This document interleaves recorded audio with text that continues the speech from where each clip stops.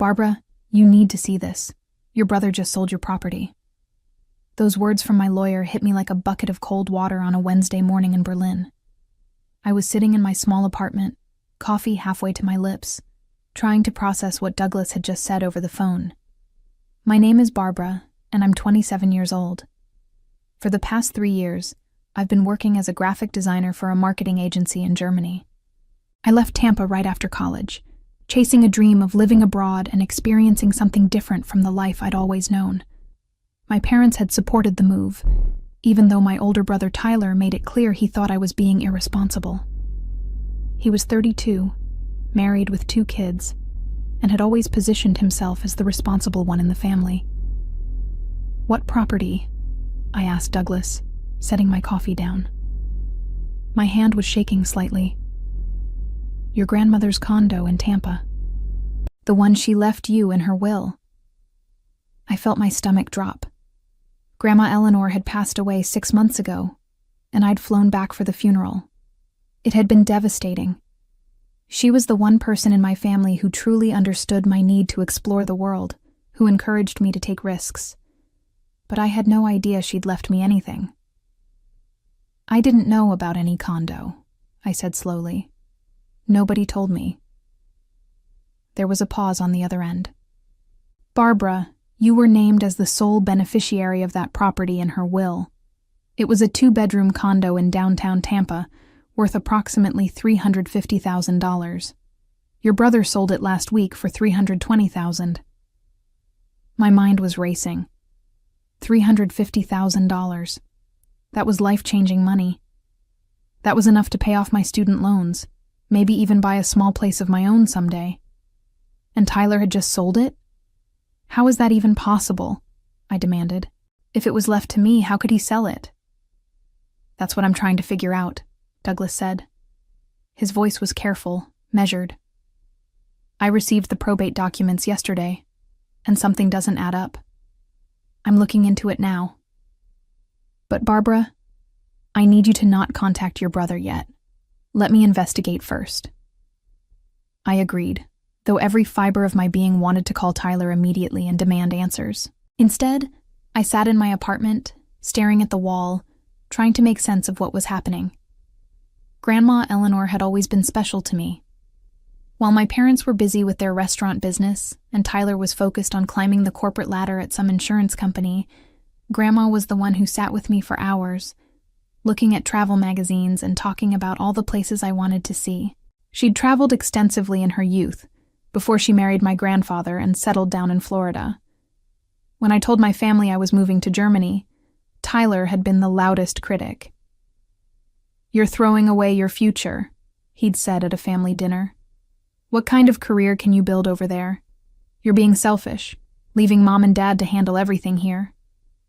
My parents had been more supportive, though I could tell they wished I'd stay closer. But Grandma Eleanor had pulled me aside before I left and squeezed my hand. "Go," she'd whispered. "See the world while you're young. Don't let anyone make you feel guilty for wanting more." Now, sitting in Berlin with the gray morning light filtering through my windows, I realized I'd never get to thank her properly. And somehow, Tyler had taken away the gift she'd tried to leave me. My phone buzzed. It was a message from my mom. "Tyler said he finally got Grandma's condo sold. Such a relief to have that handled. Hope you're doing well in Germany, sweetie." I stared at the message, anger building in my chest. My mom didn't know. She thought the condo had belonged to Tyler, that he was handling family business. She had no idea what Grandma had actually wanted. I typed back a neutral response, my fingers tight on the phone. "Glad it worked out. Talk soon." Then I called Douglas back. "I need to know everything," I said. "How did this happen?" "I'm working on it," he assured me. "I've requested copies of all the sale documents. If your brother forged anything or misrepresented ownership, we'll find out. Just give me a few days." Those few days felt like an eternity. I went through the motions at work, designing promotional materials for a hotel chain, but my mind was thousands of miles away in Tampa. I kept thinking about Grandma Eleanor, about the last time I'd seen her before she got sick. She'd seemed frail but happy, telling me stories about her trip to Morocco in the 1960s. "You remind me of who I used to be," she'd said, patting my hand. "Promise me you'll keep exploring, Barbara. Don't let life make you small." I'd promised, and now I was learning she'd tried to give me the means to keep that promise. Growing up, Tyler and I had never been particularly close. The 5-year age gap meant we were in different stages of life, and our personalities couldn't have been more different. He was calculated, ambitious, and obsessed with appearances. I was creative, spontaneous, and more interested in experiences than material success. Our relationship had deteriorated further after I moved to Germany. Tyler made comments at every family video call about how I was wasting my potential, or running away from real life. My parents tried to keep the peace, but I could tell they were caught in the middle. Tyler had a way of positioning himself as the dutiful son, the one who stayed close to home and took care of family obligations. When Grandma Eleanor got sick, I'd flown back immediately. Tyler had seemed annoyed by my presence, as if I was intruding on his territory. He'd appointed himself as her primary caretaker, managing her medical decisions and finances. At the time, I'd been grateful. I was dealing with my own grief and jet lag, and it seemed easier to let him handle the practical matters. Now I wondered what else he'd been handling behind the scenes. I spent those waiting days remembering Grandma Eleanor more clearly. She'd been widowed for 15 years, living alone in that condo she'd bought after Grandpa died. It was her pride and joy, a place she'd chosen for herself after decades of living in the house my grandfather had picked. She used to joke that it was her independence headquarters. The condo had a balcony overlooking the Tampa waterfront, and she'd filled it with plants and comfortable chairs. I'd visited her there during college breaks, and we'd spend hours on that balcony, drinking tea and talking about everything from politics to poetry. She was the only person in my family who never made me feel strange for wanting something different. Douglas called me on Friday evening, his voice tight with what sounded like barely controlled anger. "Barbara, I've reviewed all the documents. Your brother committed fraud." I sat down heavily on my couch. "Tell me everything." "Your grandmother's will was very clear. The condo was left to you, with a letter explaining that she wanted you to have financial security as you built your life abroad. Your brother had access to the will as the executor of the estate, but he had no legal claim to the property itself. So how did he sell it?" "He forged documents," Douglas said bluntly. "He created paperwork that made it appear the condo had been left to him instead. He presented these documents to the real estate agent and the buyers. The sale went through because nobody had reason to question the legitimacy of his claim."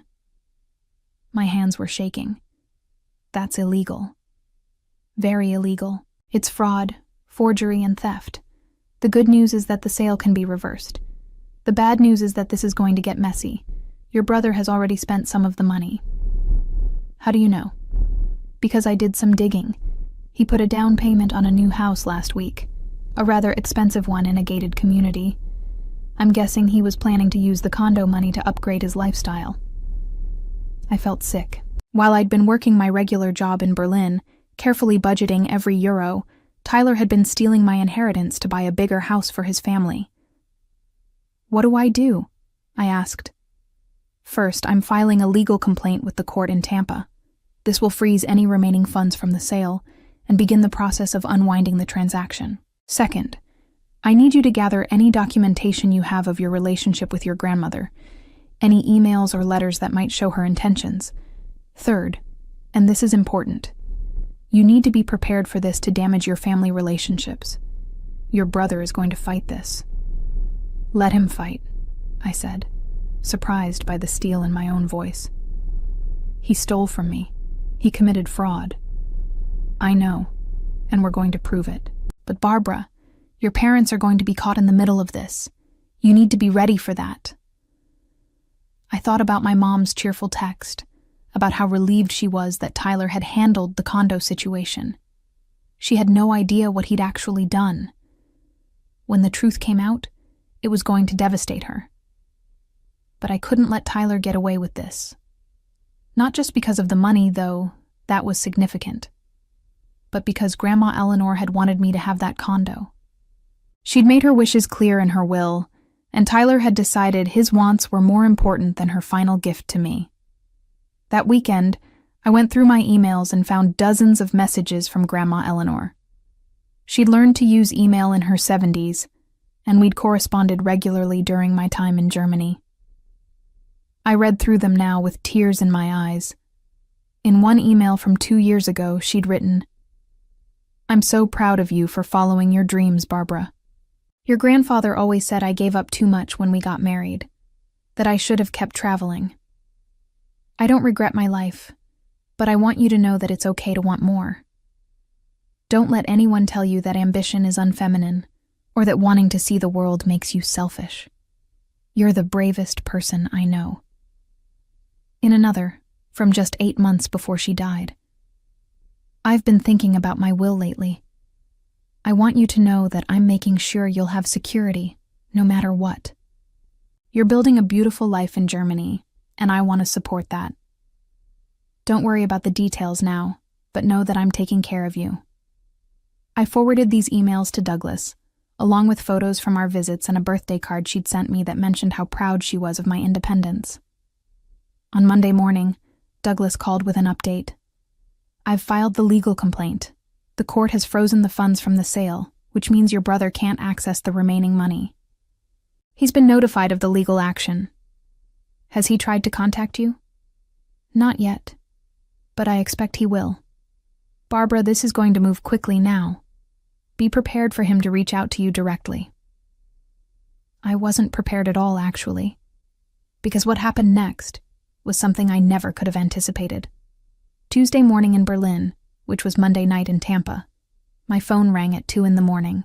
I'd been in a dead sleep, dreaming about Grandma Eleanor's balcony, and the jarring ringtone jolted me awake. It was Tyler. I stared at the screen for a moment, my heart pounding.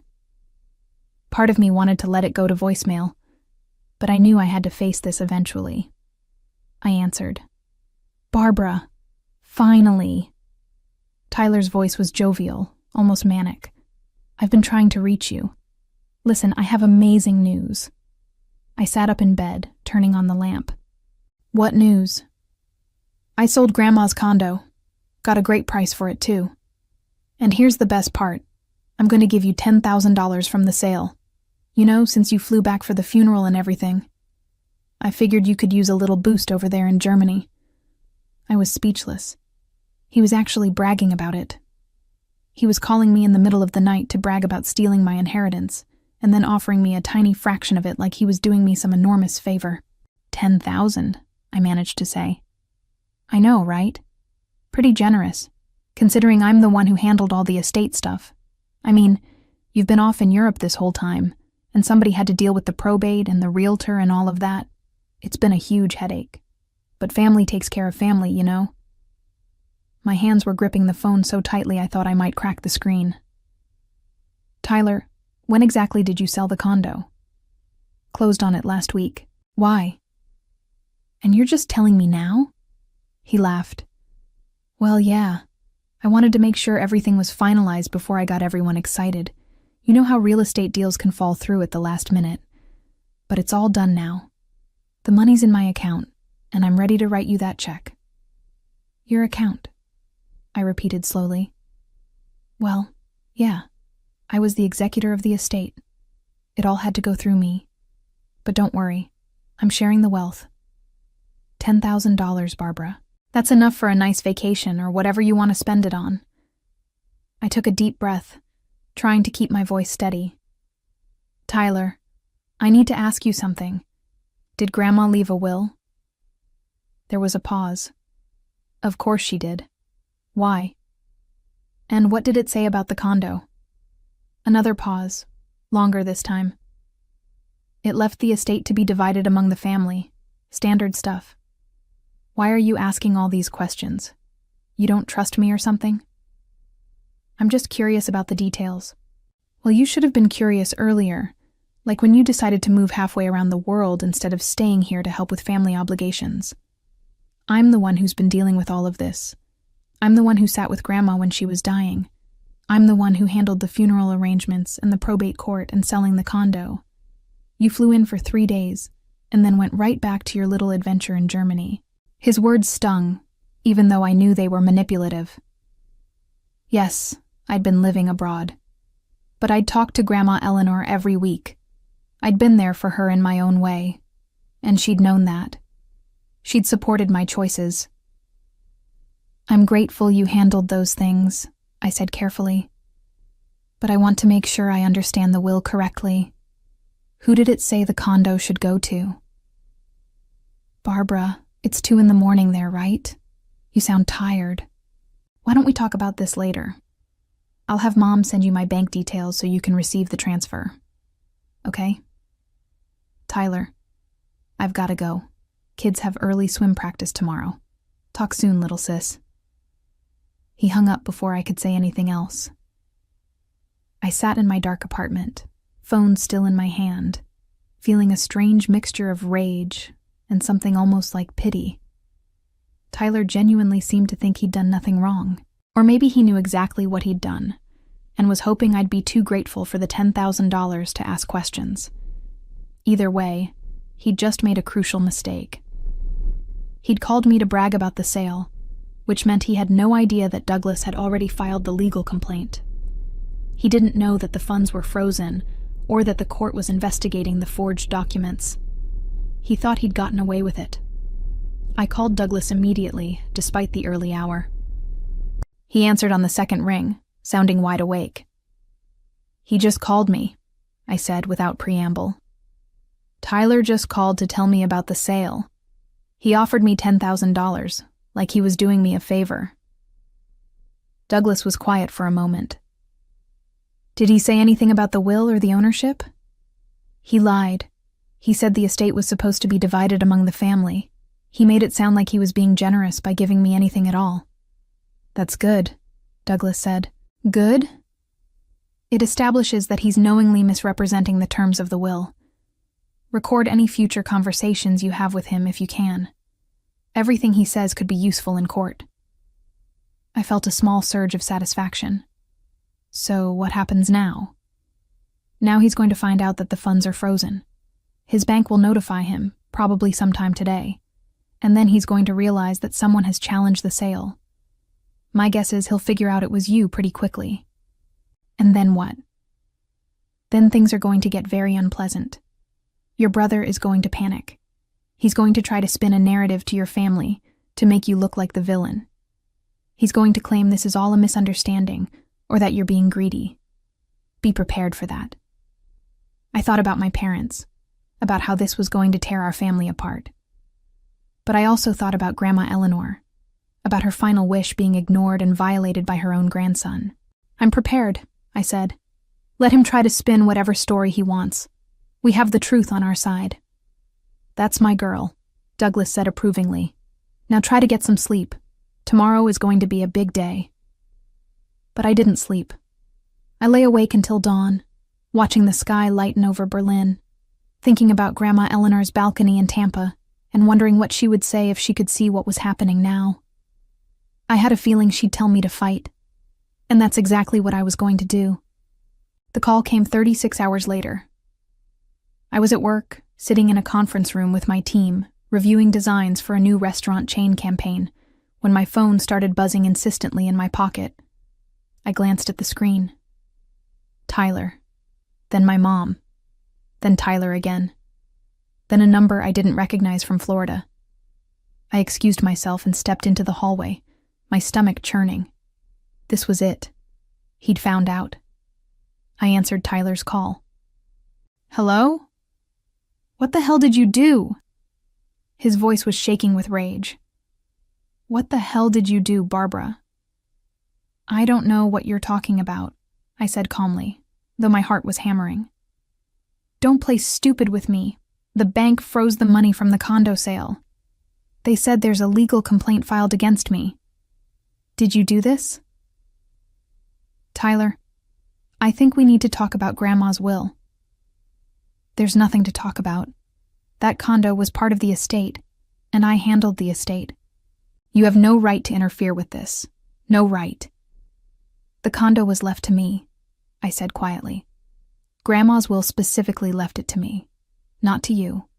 Not to the estate. To me. There was a long silence. When he spoke again, his voice had changed, become calculating. That's not true. I saw the will. I was the executor. It was left to the family. No, Tyler. It was left to me. And you know it was. Because you're the one who forged the documents to make it look like it was yours. I didn't forge anything. This is insane. You've been gone for 3 years, and now you suddenly show up making accusations? You have no idea what you're talking about. I have a lawyer, Tyler. He's seen the real will. He's seen the documents you filed with the real estate sale. They don't match. You committed fraud. I heard him breathing heavily on the other end. You're out of your mind. Mom and Dad are going to hear about this. They're going to know what you're doing, trying to steal from your own family. I'm not stealing anything. I'm taking back what Grandma wanted me to have. She wanted you to have it? He laughed bitterly. You were her little favorite, weren't you? Always running off to have your adventures while the rest of us actually took care of responsibilities. You think she really wanted to reward that? His words hit a nerve, but I pushed through. What Grandma wanted is in her will, Tyler. Legal documents don't lie. But apparently you do. You're making a huge mistake, he said, his voice dropping to something darker. You don't know what you're starting here. You think you can just waltz in from Germany and destroy this family? Mom and Dad are going to be devastated. Your niece and nephew are going to grow up knowing their aunt tore the family apart over money. Is that what you want? I want what Grandma wanted, I said. That's all I've ever wanted. He hung up without another word. I stood in the hallway of my office building, my hands shaking. My coworker Jana poked her head out of the conference room.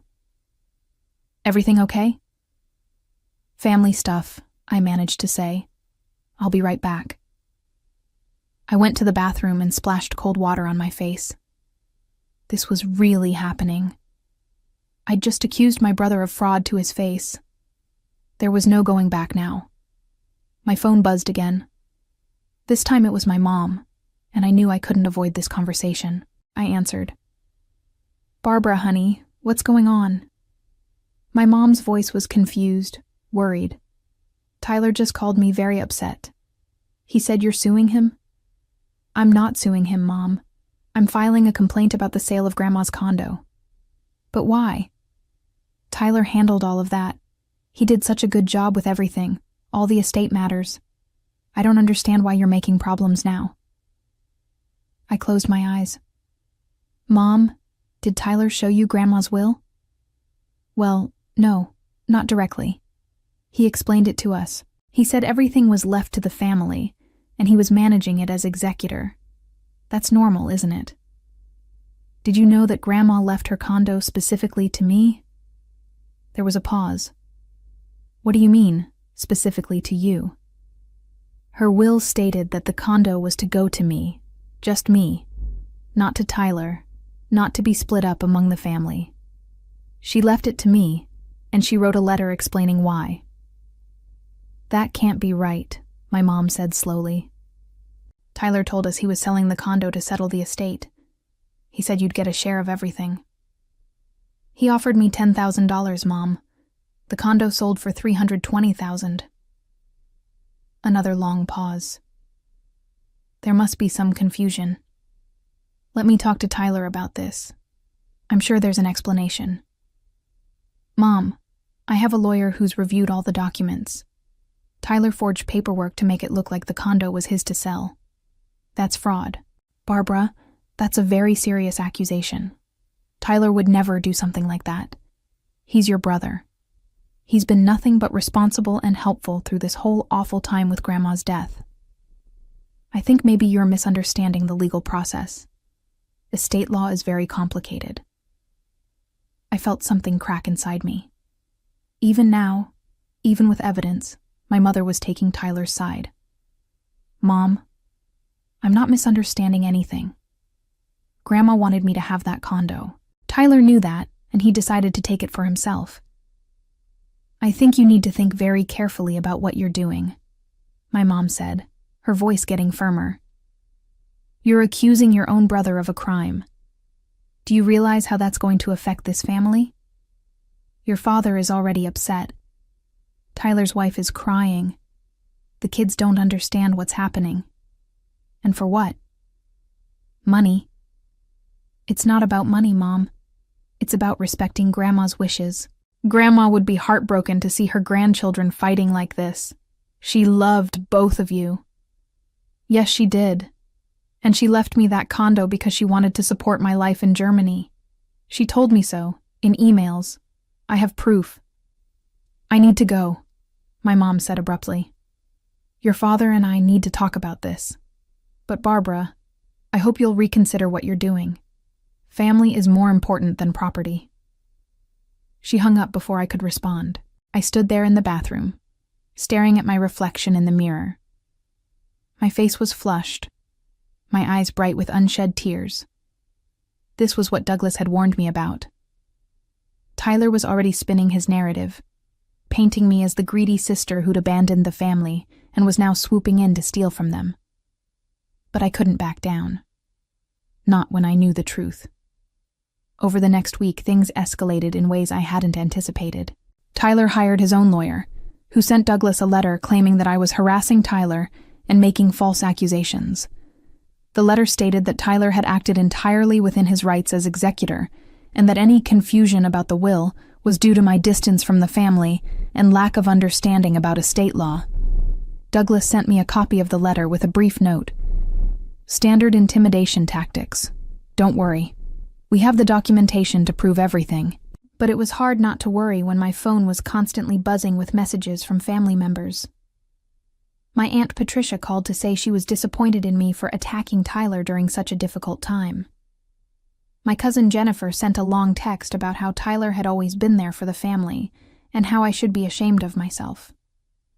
Even my dad, who usually stayed out of family drama, left me a voicemail asking me to reconsider this legal action for the sake of family harmony.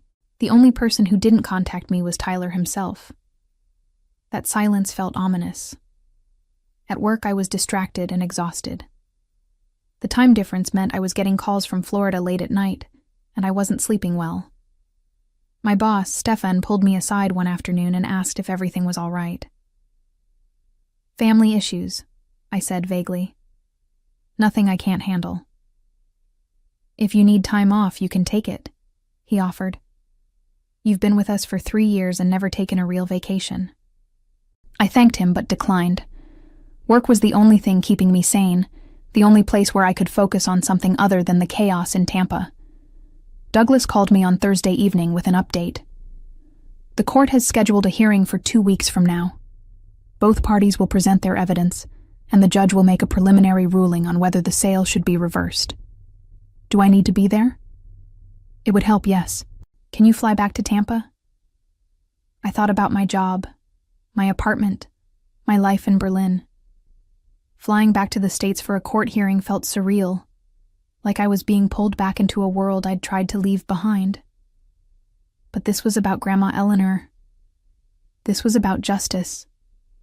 I'll be there, I said. That weekend, I bought a plane ticket for the following Thursday.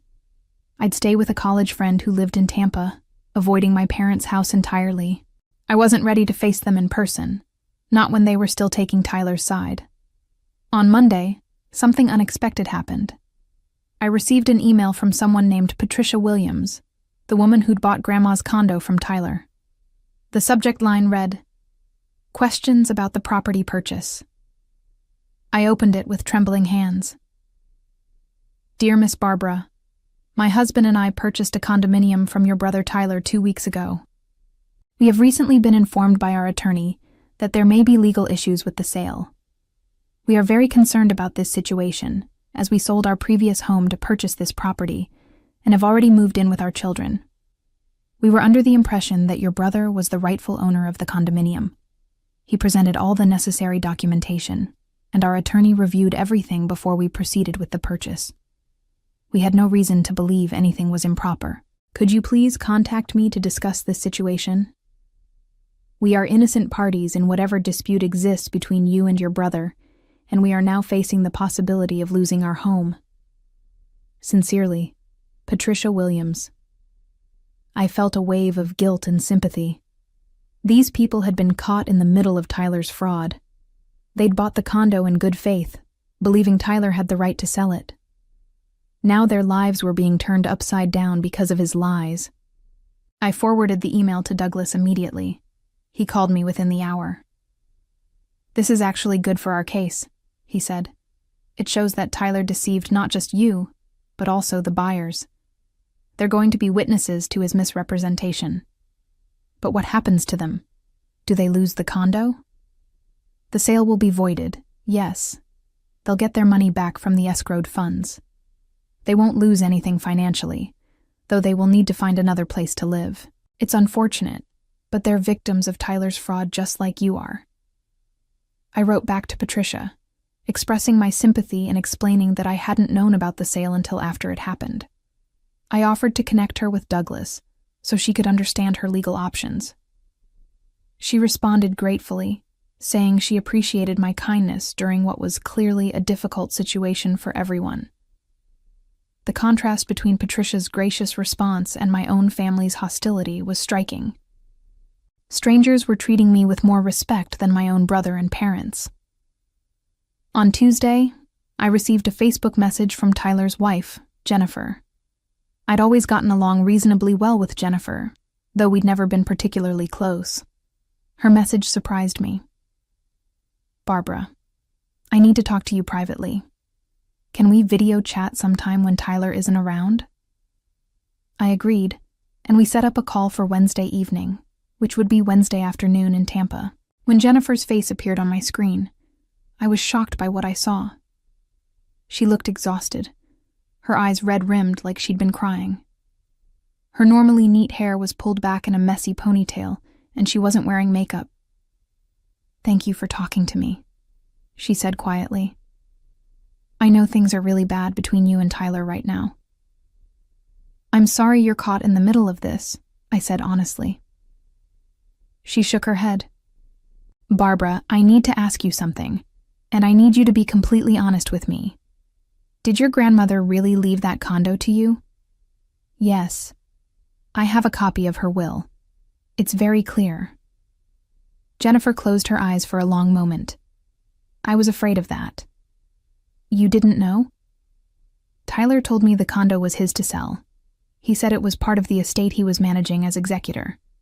But some things he said didn't add up, and when you filed that legal complaint, I started asking more questions.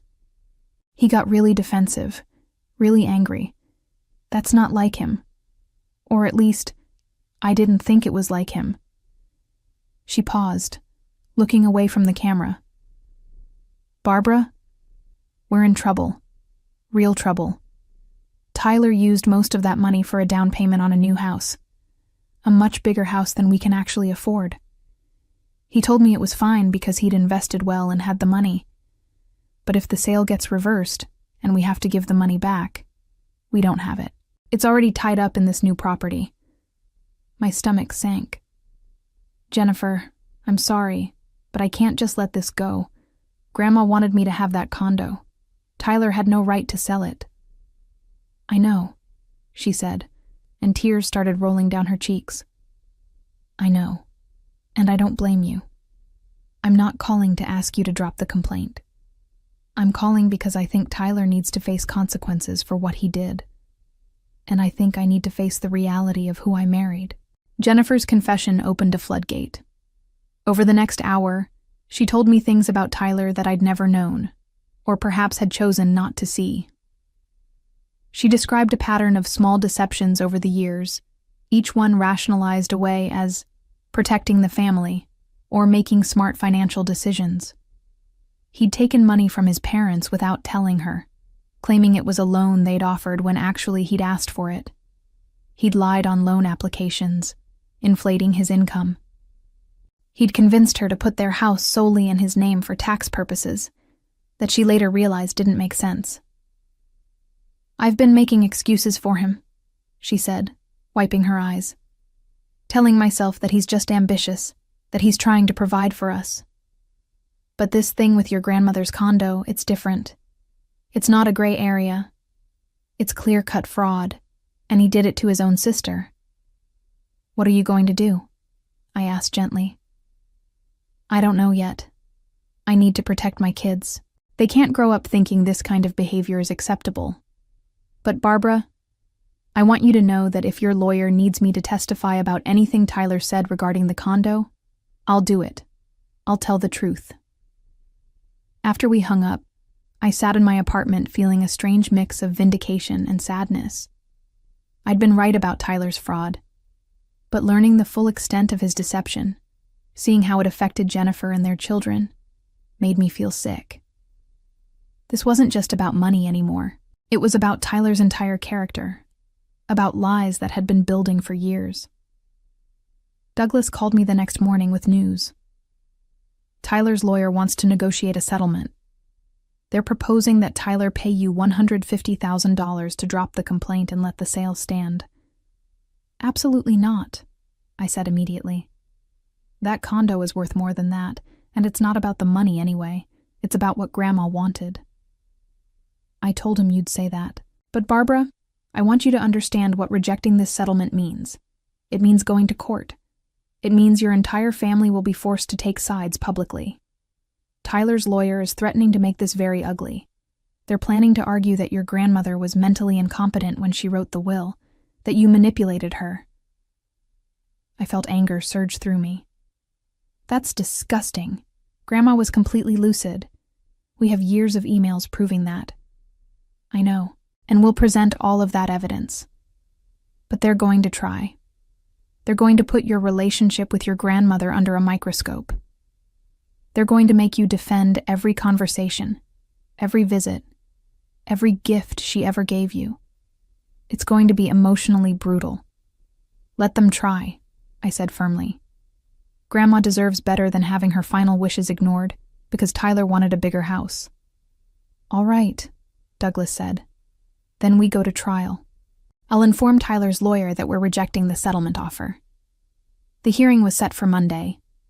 I flew out of Berlin on Thursday, the long flight giving me too much time to think about everything that had happened. I'd left Tampa 3 years ago looking for adventure and independence. Now I was returning to fight for something my grandmother had tried to give me, something my own brother had stolen. My college friend Melanie picked me up from the airport. She'd been following the situation through my sporadic text updates, and she hugged me tight when she saw me. "I can't believe Tyler did this," she said, as we drove toward her apartment. "I mean, I always thought he was kind of pretentious, but actual fraud? That's next level." "I know," I said tiredly. "I keep waiting to wake up and find out this was all a misunderstanding, but it just keeps getting worse." That weekend, Melanie tried to keep me distracted with movies and cooking projects, but my mind kept drifting to the upcoming hearing. Douglas sent me an email Saturday night with our strategy outlined. We'd present the original will, the forged documents Tyler had filed, and testimony from Jennifer about Tyler's statements regarding the sale. We'd also bring in the buyers, Patricia and her husband, to demonstrate how Tyler had deceived multiple parties. Sunday evening, Douglas called with unexpected news. "Barbara, Tyler's lawyer contacted me an hour ago with a new settlement offer. They want to reverse the sale entirely and transfer the condo to you. Tyler will handle all the logistics and costs associated with unwinding the transaction." I was stunned. Why the sudden change? My guess? Jennifer talked to him. She must have made it clear that she wasn't going to support his version of events. Without her backing his story, his entire defense falls apart. His lawyer probably told him he was going to lose badly in court, and this way he avoids a fraud conviction. What about the buyers, Patricia and her family? They'll get their money back and be released from the purchase. Tyler will have to cover any losses they incurred in the process, including moving costs and temporary housing. It's going to cost him significantly, but it's better than a criminal record. I thought about it for a long moment. And if I accept this settlement, What happens to Tyler? Does he face any consequences? Douglas was quiet. Legally, if you accept and sign a non-disclosure agreement, the fraud charges would likely be dropped. He'd walk away with his reputation damaged in the family but no criminal record. Financially, he'd lose whatever he'd already spent from the sale, plus the costs of reversing everything, but he wouldn't face jail time. And if I don't accept? Then we go to court tomorrow. We present all our evidence. Tyler would almost certainly be convicted of fraud. He'd face possible jail time, definitely a criminal record. His career would be destroyed. His marriage might not survive it, but you'd have absolute vindication. I stood at Melanie's window, looking out at the Tampa skyline, thinking about Grandma Eleanor. What would she want me to do? Would she want me to destroy Tyler's life? Or would she want me to take what was rightfully mine and move forward? I thought about Jennifer and their kids, about Patricia and her family, about my parents who were caught in the middle of this mess. But I also thought about Tyler calling me at 2 a.m. to brag about selling the condo, offering me $10,000 like it was a generous gift. I thought about him forging documents and lying to everyone, about him spinning a narrative where I was the villain for daring to want what Grandma had left me. I want to think about it overnight, I told Douglas. Can I give you an answer in the morning? The hearing is at 10. I need to know by 9 at the latest. You'll have my answer by 8, I promised. That night I barely slept. I kept replaying every interaction with Tyler over the past few weeks, every conversation with my family, every email from Grandma Eleanor. I thought about justice and mercy, about revenge and healing, about what it meant to be a family. By 7 a.m, I knew what I had to do. I called Douglas. I'm accepting the settlement, I said, but I have conditions. What conditions? Douglas asked, and I could hear him already taking notes. First, Tyler has to personally apologize to me in writing, acknowledging that he knew the condo was left to me and that he intentionally deceived everyone about it. No vague language about misunderstandings. A clear admission of what he did. Go on. Second, he has to apologize to Patricia and her family and cover all their costs, not just what's legally required, moving expenses, storage fees, any deposits they lose on new housing, everything. They were innocent victims of his fraud, and he needs to make them whole. That's reasonable. What else? Third, I want him to write a letter to Mom and Dad explaining exactly what he did. Not the sanitized version where he's the victim, but the truth. The whole truth. Douglas was quiet for a moment. That last one might be hard to enforce. How do we ensure he actually sends it? You'll draft it based on the facts of the case, and he has to sign it and send it to them with you copied. If he doesn't, the settlement is void and we proceed with the criminal charges. I like it, Douglas said. Anything else? I hesitated, then added, and I want it in writing that he can never contest Grandma's will or any other inheritance matters involving her estate. This ends here, completely. Done. I'll draft the settlement agreement this morning and send it to Tyler's lawyer. Given that the hearing is in 3 hours, they'll have to agree quickly or face court. 2 hours later, Douglas called back. They've agreed to everything. Tyler is signing the paperwork now. Barbara, you won. But I didn't feel like I'd won. I felt exhausted and sad. Yes, I was getting the condo back. Yes, Tyler was being forced to admit what he'd done. But my family was fractured. Maybe permanently. The brother I'd grown up with, despite our differences, had turned out to be someone I barely recognized. When do I get the condo? I asked. The paperwork will take about 2 weeks to process. Patricia and her family have 30 days to move out, which Tyler is paying for. After that, the property will be transferred to your name. You can do whatever you want with it. Keep it, sell it, rent it out. It's yours.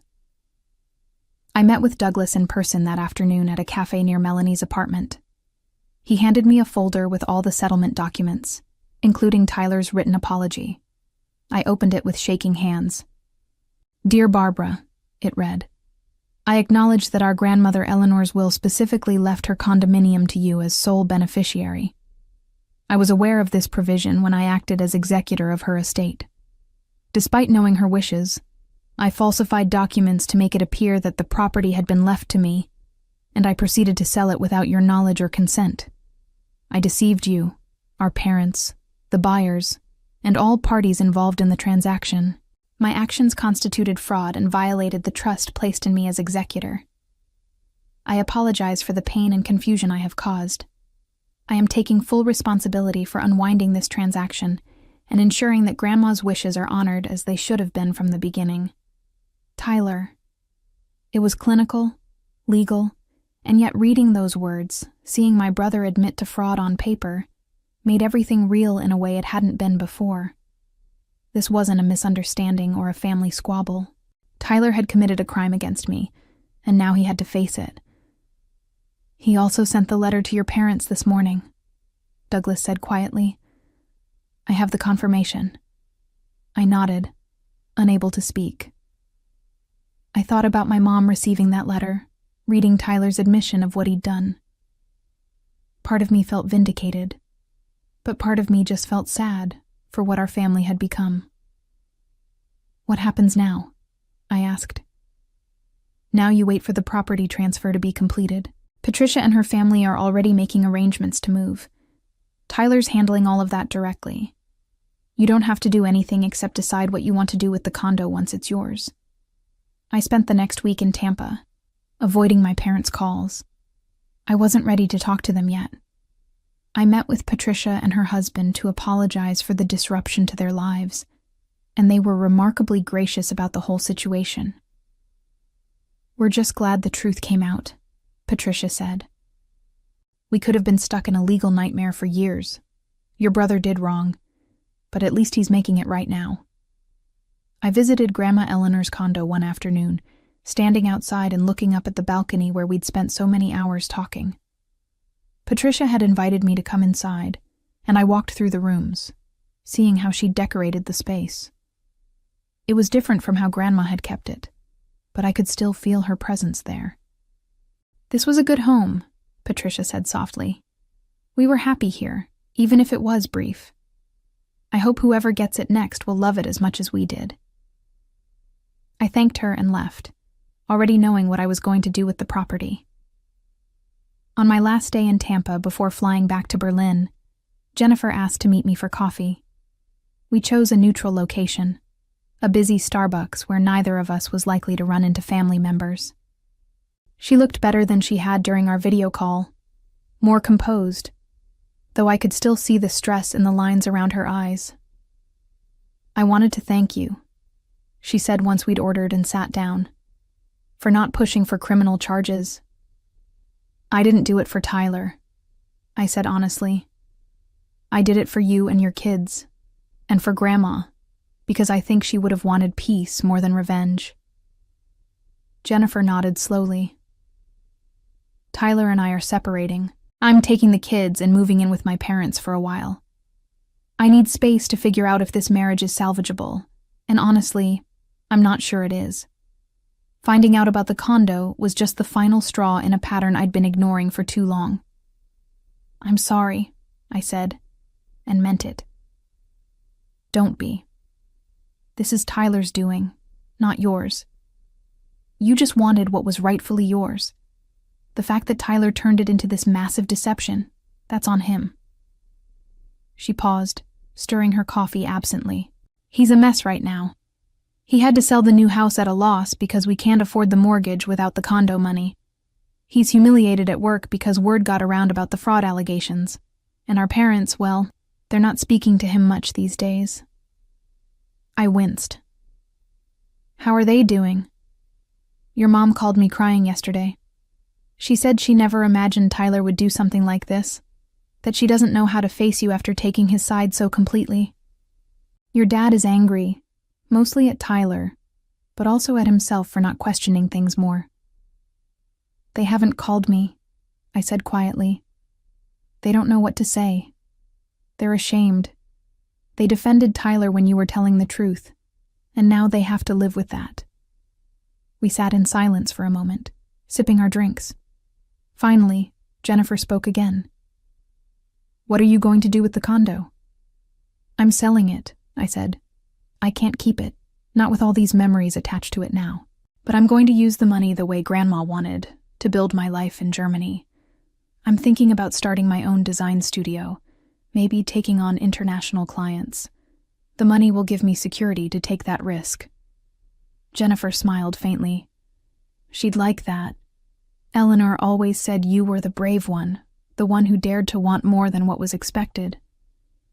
Tyler used to mock me for that. I know, he was jealous, I think. You had the courage to leave and build something new, while he was stuck in the same patterns, always trying to prove himself through money and status. In some ways, you were everything he wished he could be. I'd never thought about it that way. But maybe Jennifer was right. Maybe Tyler's fraud wasn't just about greed. It was about resentment. Resentment that I'd escaped the family dynamics that had shaped him, that I'd found freedom he couldn't imagine for himself. Before we parted, Jennifer hugged me tightly. "I hope someday we can all be family again. Not the dysfunctional family we were, but something healthier, something honest." "Maybe," I said, "but it's going to take time. A lot of time." I flew back to Berlin the next day, emotionally drained, but also strangely at peace. The condo transfer would be finalized in another week, and then I could move forward with selling it. Douglas had already connected me with a reputable real estate agent in Tampa who specialized in downtown properties. Back at work, I threw myself into projects with renewed energy. Stefan noticed the change in me. "Whatever you were dealing with, it looks like you've resolved it," he said approvingly. "Getting there," I told him. "And actually, I wanted to talk to you about something. I'm thinking about going freelance, starting my own studio. I'd still want to work with this agency on contract, but I need to explore some other opportunities too." Stefan didn't seem surprised. "I was wondering when you'd make this move. You've been ready for a while. Let's talk about how we can make this work for both of us." Over the next month, as the condo sale processed, I laid the groundwork for my new business. I reached out to former colleagues, built a portfolio website, and started networking with other designers in Berlin's creative community. The freedom was exhilarating and terrifying in equal measure, but I kept thinking about what Grandma Eleanor had said. Don't let life make you small. The condo sold quickly once it was officially mine. The new buyers were a young couple expecting their first child, and something about that felt right. New life, new beginnings, a fresh start in the space that had meant so much to Grandma Eleanor. When the money hit my account, I sat staring at the number for a long time. $350,000. It was exactly what Grandma had wanted me to have, exactly what she'd planned for. Tyler had tried to steal it, but in the end, justice had prevailed. I transferred a portion to pay off my student loans completely. Another chunk went into a business account for my new studio. The rest I invested carefully, creating a financial cushion that would let me take creative risks without worrying about survival. 3 months after returning to Berlin, I received an unexpected email from my mother. The subject line simply said, "I'm sorry." I opened it with trembling hands. "Dear Barbara, I've started this email 100 times and deleted it just as many. I don't know how to express how sorry I am for not believing you, for taking Tyler's side without question, for making you feel like you were the problem when you were just fighting for what was right. Your father and I have done a lot of soul-searching these past months. We've had to confront some hard truths about our family, about the ways we treated you differently than Tyler, about how we enabled his worst behaviors while dismissing your legitimate concerns.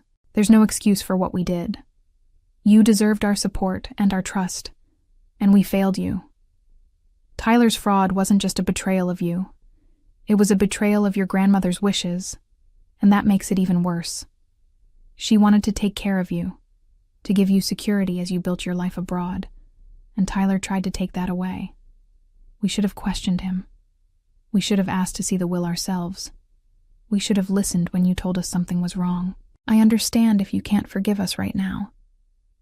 I understand if you need more time, or if you decide you don't want us in your life anymore. We'll have to live with the consequences of our choices. But I want you to know that we love you. We're proud of you. We're in awe of the life you've built for yourself in Germany, the courage it took to move across the world and create something meaningful. Your grandmother saw that in you, and I wish we'd seen it more clearly too. If you're ever ready to talk, we'll be here. With love and regret, Mom. I read the email 3 times, tears streaming down my face. It wasn't everything I wanted to hear, but it was a start. It was acknowledgement, genuine remorse, and the first step toward maybe someday rebuilding something with my parents. I didn't respond immediately. I needed time to process, to figure out what kind of relationship I wanted with them going forward. But I saved the email, and I didn't delete their contact information.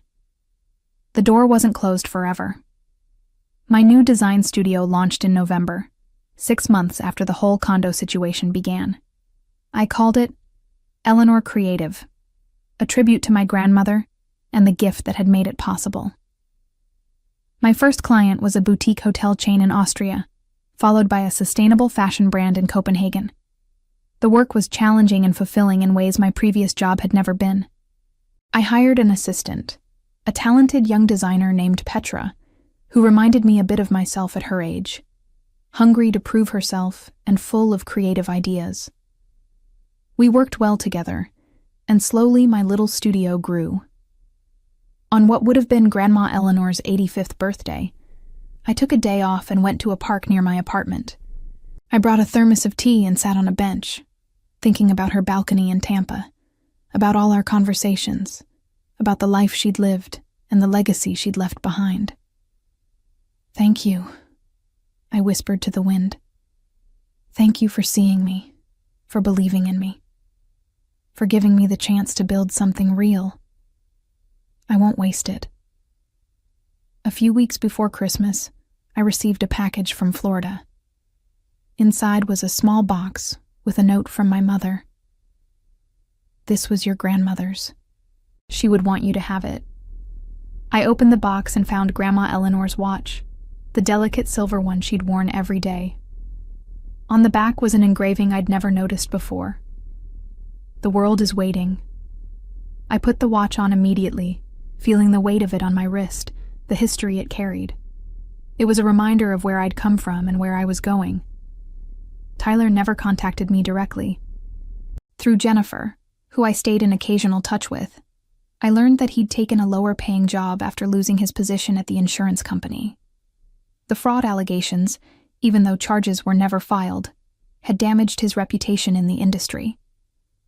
He and Jennifer were officially divorced, sharing custody of their kids. He'd moved into a modest apartment and was, by all accounts, struggling to rebuild his life. I didn't take pleasure in his downfall, but I didn't feel guilty about it either.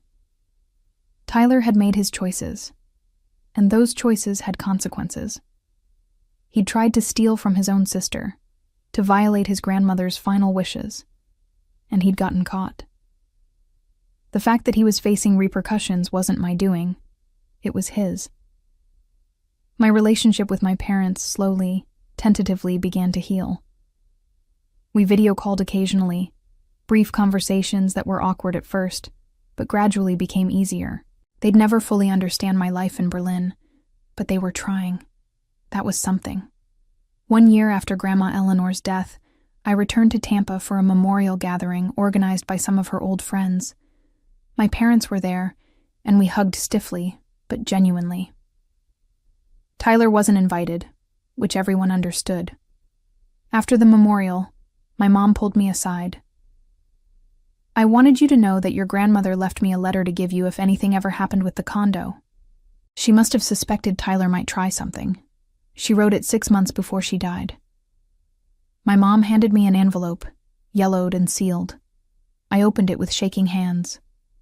"My dearest Barbara," it read in Grandma's familiar handwriting. "If you're reading this, it means something has gone wrong with my estate plans. I wanted you to have the condo because you're the one who understands what freedom means. what it costs to build a life on your own terms. Don't let anyone make you feel guilty for wanting it. Don't let family obligation override what you know is right. You've always been stronger than you realize, braver than anyone gives you credit for. Stand up for yourself. Fight for what's yours. And remember that I'm proud of you, every single day. All my love, Grandma Eleanor. I folded the letter carefully and tucked it into my purse, my vision blurred with tears. Even from beyond the grave, Grandma Eleanor had known. She'd known Tyler might try something, and she'd left me this message of encouragement and support. "Thank you for giving this to me," I told my mom. She nodded, her own eyes red. "She was right about you. You're stronger than any of us realized." Tyler's life never fully recovered from the scandal. The legal settlement was public record, and word spread through Tampa's professional circles about what he'd done. His career in insurance was effectively over, and he ended up taking a job in retail management, earning a fraction of what he'd made before. His relationship with his children suffered as they grew old enough to understand what had happened. His daughter, especially, asked pointed questions about integrity and honesty that he struggled to answer. He'd lost his marriage, his career trajectory, and most of his family's respect. The brother who'd always positioned himself as the responsible one, the successful one, had been revealed as a fraud and a thief. That reputation would follow him for the rest of his life.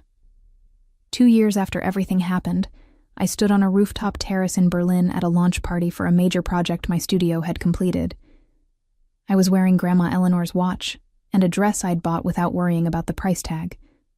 My business was thriving. My life was full of creative challenges and genuine friendships, and I finally felt like I'd built something that was truly mine. Looking back on the whole ordeal with Tyler and the condo, I realized something important. Grandma Eleanor's real gift wasn't just the property or the money. It was the lesson that I was worth fighting for, that my dreams and my future mattered enough to stand up and defend them, even against family. Tyler had tried to take that from me, but instead, he'd helped me discover a strength I hadn't known I possessed. And that, in the end, was worth more than any inheritance.